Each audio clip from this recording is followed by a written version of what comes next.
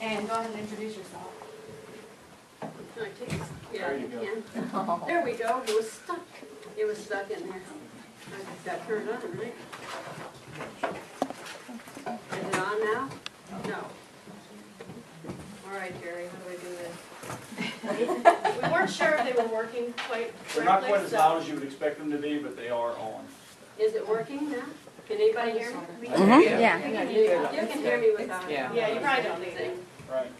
We don't have a huge auditorium. It's nice though, very nice. Well, my name is Ellen Bartlett. And my wonderful husband's sitting right here. We spent 20 years, well, he spent 20 years in Washington. And I took hundreds of people on tours of the White House and the Capitol. Because a lot of people in Western Maryland are afraid of D.C. Do you know that? That's true, they are. But I should say the Bartlett Farm was purchased in 1961 on Buckystown Pike, just north of Buckystown. 10 children have grown up in our home. We have milked cows, we've had sheep and goats. We've had a wonderful time. Our children learned a lot of things on that farm. Of course, we learned a lot of things from the children too. It's amazing what you can learn from the kids if you listen to them. And we did. And we appreciated that very much. When he was elected to Congress, I thought I'd better get acquainted in the neighborhood because I'd been pretty busy. The only thing I'd been involved in was the homemakers clubs. The Buckystown homemakers. And my neighbor, Dorothy Dudrow, and then my mother and my mother-in-law lived with us for about 12 years. And so the three of us would go with Dorothy and we would go to Buckystown homemakers, right there in Buckystown. And we really enjoyed the homemakers clubs. So I've been a member of that for many, many years. And then since then, I've been a member of the Officers' Wives Club of Fort Detrick and the, oh, let's see, what are all the clubs? And, yeah, oh goodness. For the Homemakers Club, from 1999 to 2000, I was the president of all the Homemakers Clubs in Frederick County. At that time, we had a lot of clubs. But I guess I'm time's up. Anyway, I've had a lot of fun. Hi, I'm Jerry Donald. I'm from Braddock Heights. I was born in Frederick County 50 years ago, this fall.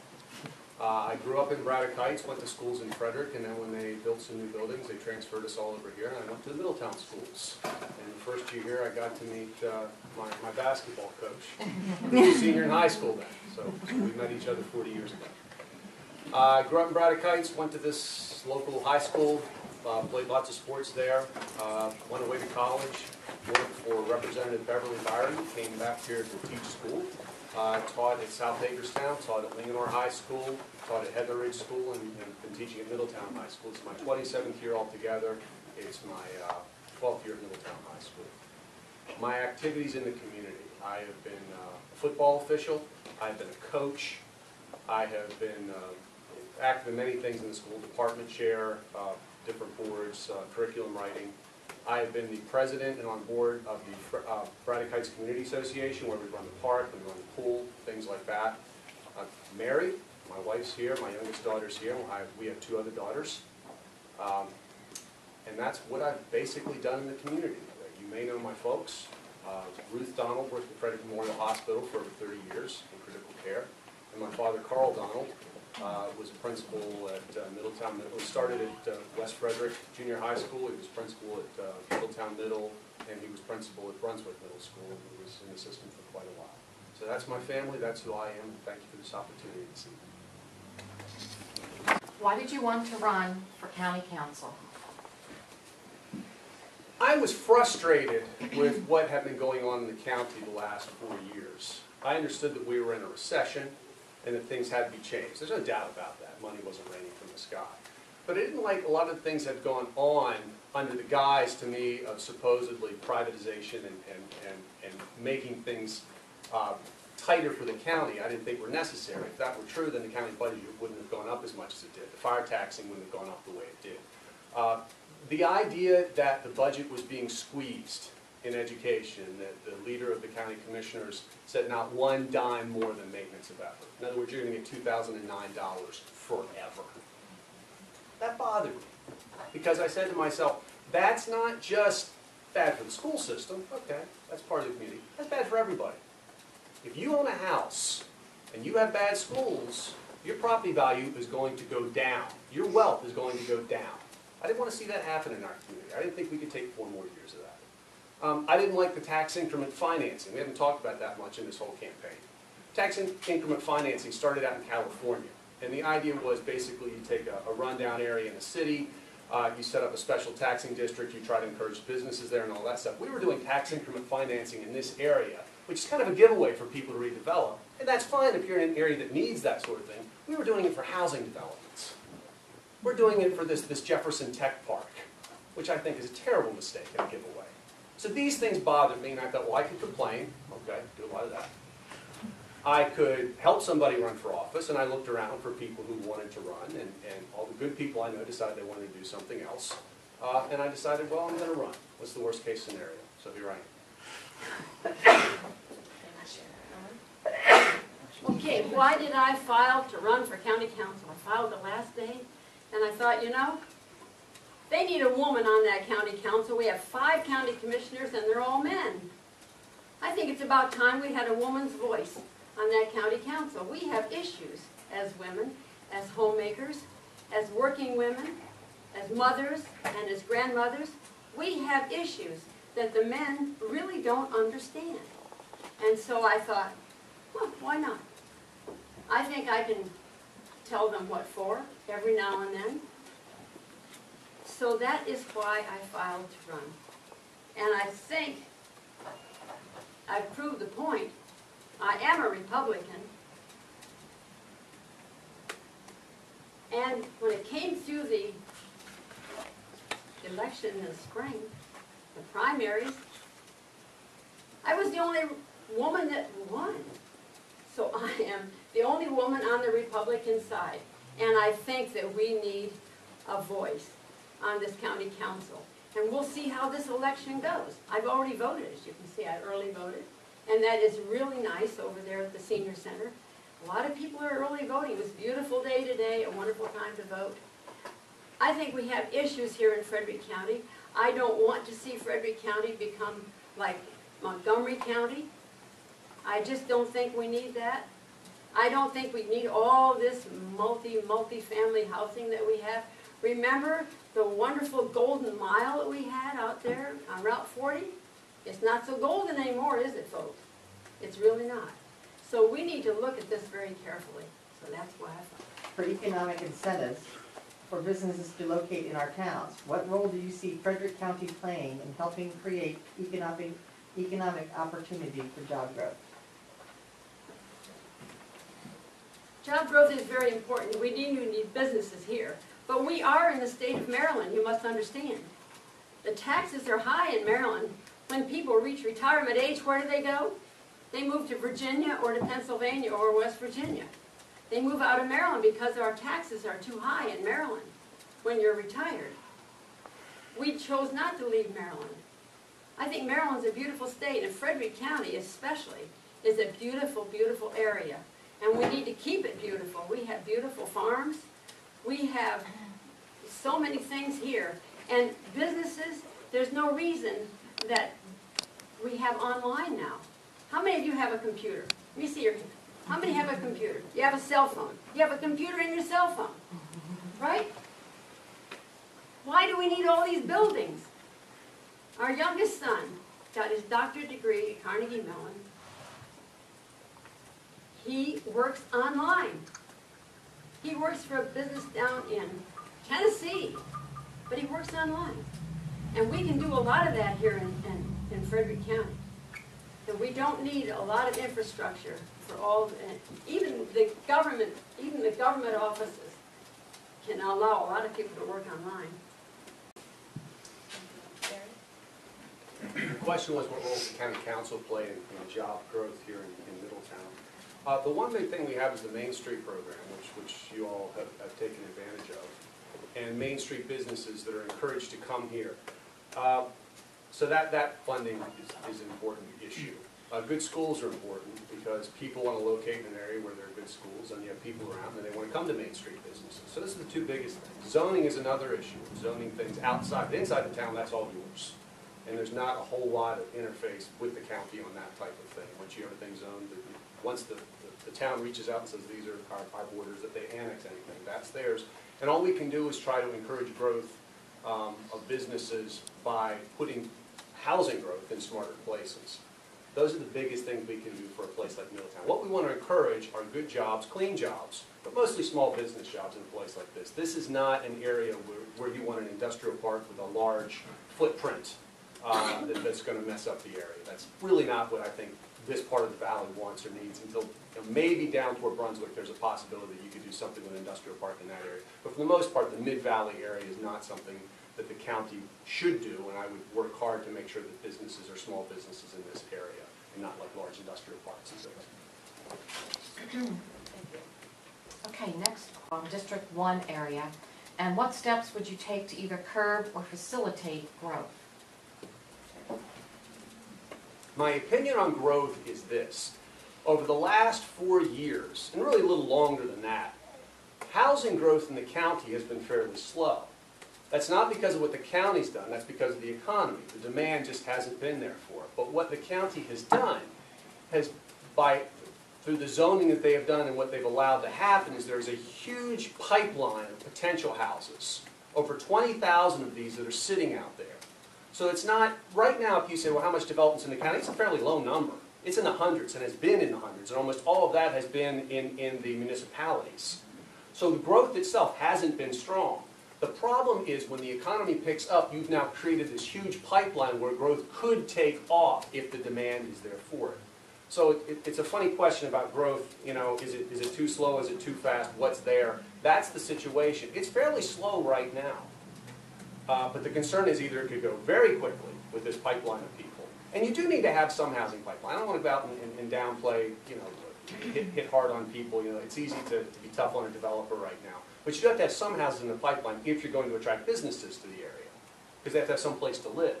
But what you have right now is a huge potential number of things that could explode. And then you have to put all the infrastructure in there for it. Now, in District 1, this hasn't been a high growth area. But your tax dollars still go down to District 2 to pay for the infrastructure that's going to go in Monrovia and places like that, because it's across the board taxing here. So while we might not see the growth in the area, you're going to feel it in your pocketbook.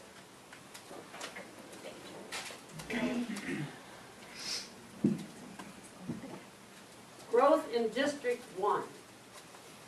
We have farms here in District 1. And we need to protect our farmland. I don't want to see multi-housing and a lot of multi-family apartments and that kind of thing in District 1. I don't think that's appropriate. The president of the Maryland Farm Bureau lives right here in District 1. We really need to protect District 1. And I would vote against a lot of new housing. Experience and understanding of government budgets and spending. I guess that's for me again. As I said, my husband spent 20 years in Washington. So we have discussed an awful lot about government spending. And believe me, the government knows how to spend money. Just give them more money and they'll spend more money. But we've been trying to cut it in Washington. And you know, about the most difficult thing you can do in Washington is to cut spending. And the same thing happens here in Frederick County. I understand that the 5 county commissioners that we've had in the past, the 4 years, when someone retires, they find that that job really, we can handle that job without that person. So they didn't really fire anyone, they just didn't replace a lot of people that retired. So therefore, the spending in Frederick County has gone down.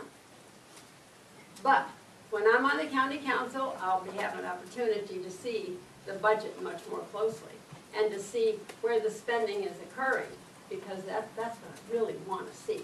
I like to see where the spending is going because I handle apartments and I am very, very tight-handed when it comes to financial spending. Assume the county executive is a member of the political party opposite of yours. Describe how you, as a legislator, plan to work with the county executive to manage the issues that will arise during this first term in a county executive and county council form of government. We have political parties that have had since the beginning of the Republic, and for good reason at the national level. There are serious philosophical differences. At the state level, there are philosophical differences, and we may disagree at the county level, but honestly, is there a partisan side to trash? Is there a partisan side to roads? Is there a partisan issue? I mean, we may disagree, but it doesn't have to be partisan. So I would try to work with anybody, whoever we have for the county executive. I would work with them. Political parties, what an interesting thing. I was always voting for Beverly Byron, but I'm a Republican. Whoever the county executive will be in this new form of government we have, it won't make any difference based on what issues we have that come before us. We have to vote on the issues independently of who the county executive is. I remember you used to have to get a permit to install a dishwasher. Well, this last group of 5 men, fortunately for them, they did away with that requirement for a permit to install a dishwasher. And there were a lot of permits required for a lot of silly things that we really should not have to get a permit to do that. But I will be able to work with whoever the county executive is, and I will stand my ground. I want you to know, as a woman and a voice for the women on the county council, I will be able to see things that maybe the men won't be able to see because we have special abilities. If so, what services would you envision being cut to make up for the loss of revenue?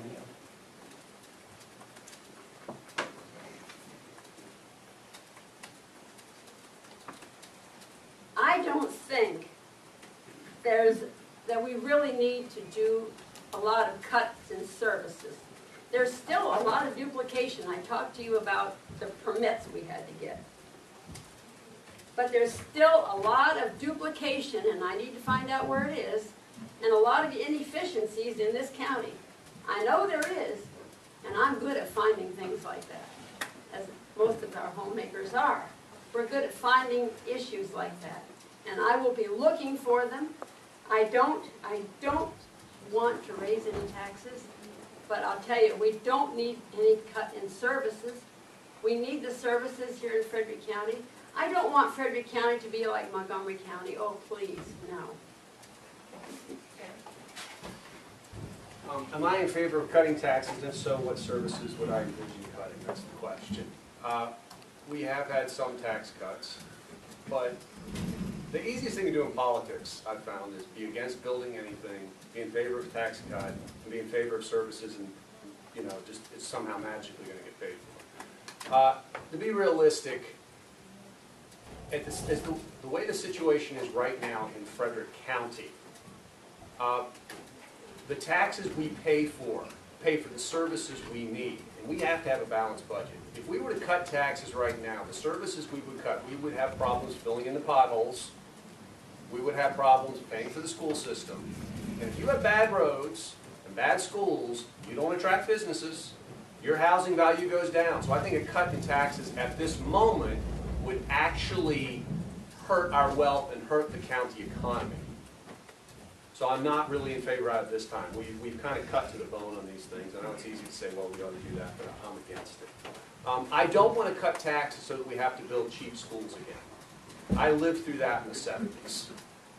And I don't want to see us building schools. You know, we built some pretty cheap schools that are 50-year mistakes. They are 50-year, 60-year mistakes. Where I teach, between my room and the next room, is a curtain. You can call it an accordion wall, but it's a curtain. Okay? And generations of kids see stuff like that. Those are mistakes that hurt us overall. So I really don't want to cut back to the bone where we have to build things like that again. Thank you. We have grandchildren in our schools, and some of them are in portables. It's true. We do need more schools. We need better schools. We need to balance the growth so we don't overcrowd our schools. Right now, our schools are not overcrowded, I understand. I'm not an expert. I'm not on the school board, so I don't really know, but I know what the grandchildren tell me, that they're in a portable, and Grandma, there's no bathroom in the portable. And little 5-year-old Pearl, she has to go out in the cold weather to find a bathroom.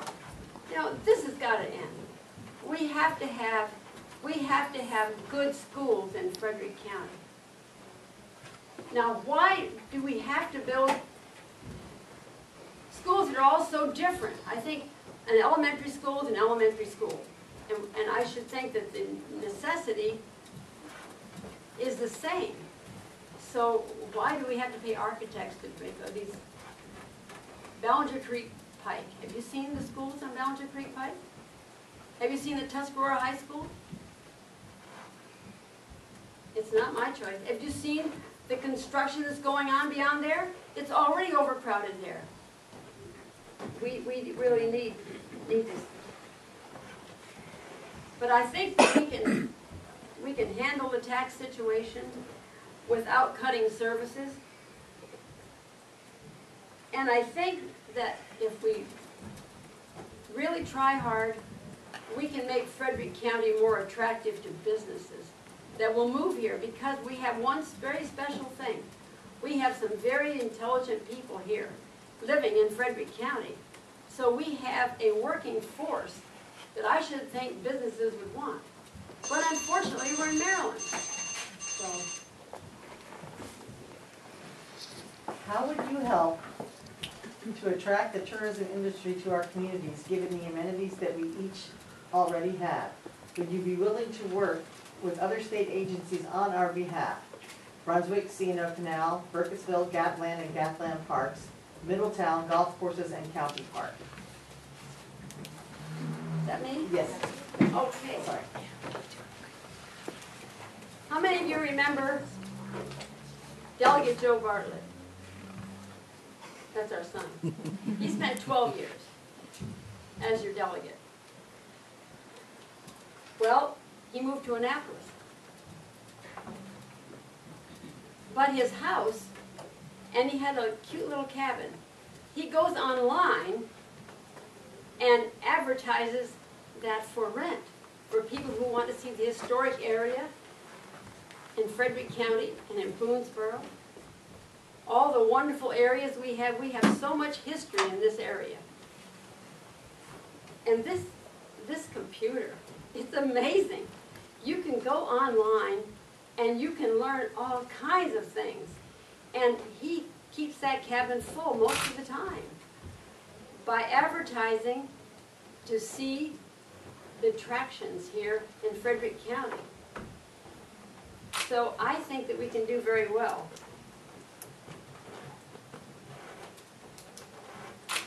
A lot of tourists do come here, and we have some wonderful businesses that they come for.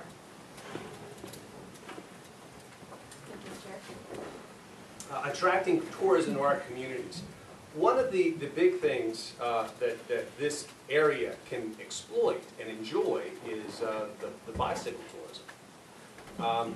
It's cheap, it attracts people generally with money, and they come here to spend it, and then they leave.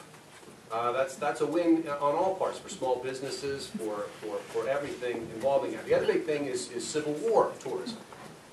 So those are the two big areas we can try to improve. What I mentioned before concerning roads, I have an issue with roads around here, and that's the fact that we have too many shoulderless roads. Not only is that dangerous for drivers, not only is that dangerous for people trying to get their mail, not only is that dangerous for pedestrians, it makes it very difficult for bicyclists who clog up the roads, or with a hard shoulder they can get off the side of the road. That makes this whole valley an attraction for tourists when you do that. The other issue is we have to consider pulling people in for our Civil War attractions, and this valley's full of them. Burkittsville, Middletown, those are areas with prime Civil War attractions, and anything the county can do to promote that, I'm willing to be a part of. What are your, Mrs. Bartlett, state money for Rural Legacy Program has worked very well in the past to help landowners in the Burkittsville, Middletown region offset the rising temptation to develop their land instead of keeping it in agricultural status. Since this allocation of money from the state has been decreasing over the past several years, are there other ways that you can think of to help encourage property owners to join privately or publicly funded land grants in order to direct the growth to existing municipalities where the growth infrastructure is already in place?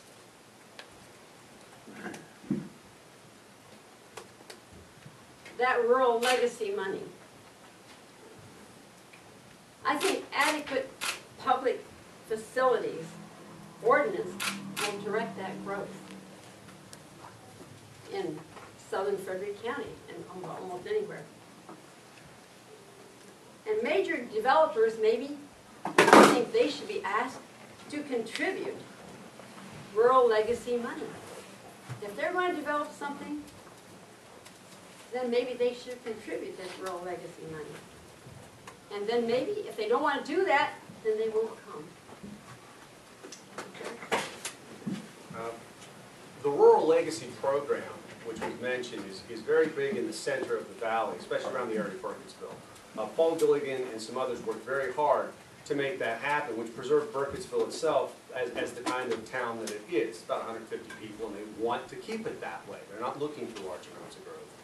And that program, basically what you're doing is, every farm has a certain number of options that they can develop, and you're paying farmers to basically take that option from them. They get money, and they keep farming, and it takes away some of the development rights. But outside of Rural Legacy, you have other farm programs that you can use to answer your question. You have Maryland Ag Land Preservation Program, and most of these things deal with grants. I don't want to get into all the details, but that's another option you can use. You have the Critical Farms Program, and that saves over 3,000 acres in this county alone. And you got the Maryland Environmental Trust, which has preserved over 8,130 acres in Frederick County. So these are all options you can use beyond the Rural Legacy Program.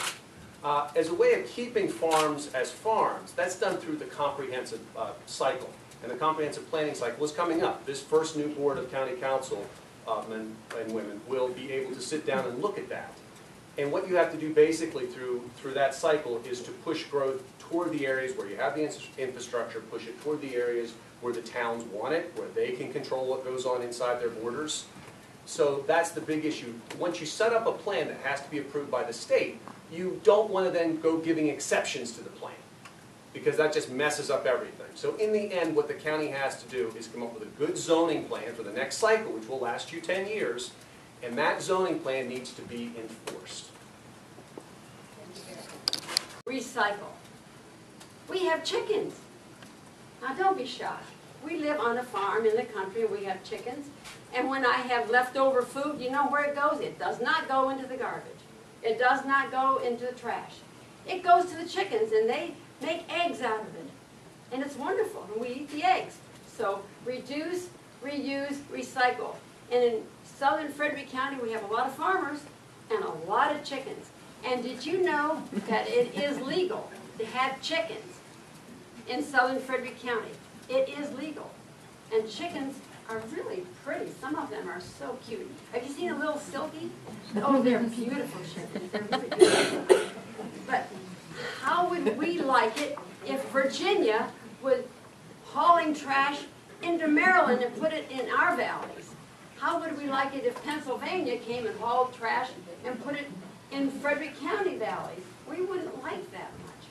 How many of you have been over to the landfill? I shouldn't call it a landfill. It is called, where you take your trash and they what is it? Transfer station. Transfer station. There you go. The transfer station. How many? Raise your hand. Have you been to a transfer station? So you've seen what happens. Have you seen what they put over there? Things that should not be there. A lot of things can be recycled. Have you been over in Wrightsford Road where they have the recycling place? You could recycle a lot of things over there. We are just coming upon our last question for the evening, so if you've prepared any questions in the audience, we'll take about 10 minutes or three questions or so from you as audience members. Mrs. Bartlett, do you think that water and sewer rates should be funded through an enterprise fund? And if so, do you believe that rates must be set to meet or exceed the overall expenses?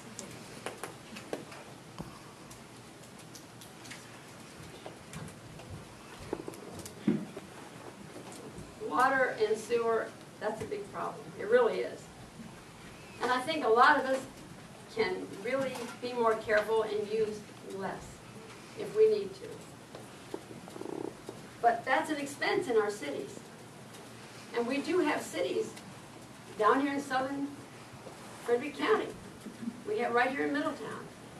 And we have to handle that problem of water and the sewer. And that's an expense we just really have to handle. So the rates should cover the expenses. That's just the way it is, folks.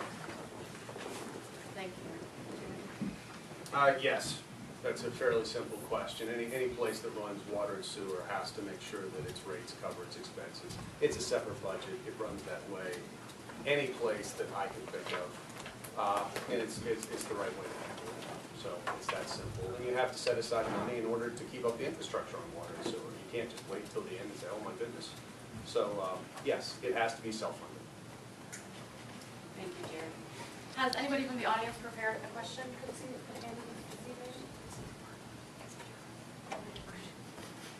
Going once? Thank you so much to each of you for being here this evening. We'll take a 1 minute for closing remarks from each of you. Mrs. Bartlett, if you'd like to start. All right, in closing, I just want you to understand that we need a woman's voice on this county council, ladies. We need grandmothers and great-grandmothers. We need mothers. We need working women. We need a voice. There are issues that we have. And so, please, give me an opportunity to go in there with these men. I don't know if I'll get another woman to come with me or not. But if we don't, and if I end up the only woman on that county council, you can bet you're going to hear from me. Thank you. Jerry. First, I'd like to thank everyone for coming out tonight and watching this. You are the select few, honestly, who really want to know about what's going on in the county and what the candidates have to say. I'd like to thank Mrs. Bartlett for coming to a number of these, and I'd like to say I agree with her on the idea of more recycling. I think it's a good idea. You know, good ideas can come from any place and all kinds of people, and I think we have to keep an open mind about things like that. I'm Jerry Donald. I live in this community. I've lived in this community, and no matter how this election turns out, I'm going to keep living in this community. You can talk to me about your problems in Middletown. The Burgess can talk to me every day he wants to talk to me. I see him fairly regularly. Your fire department concerns me because it's going to be my fire department if we cover up in my area of Braddock Heights. So I'm a part of this community. I will interface with you. I will work with you to deal with the county government. Thank you.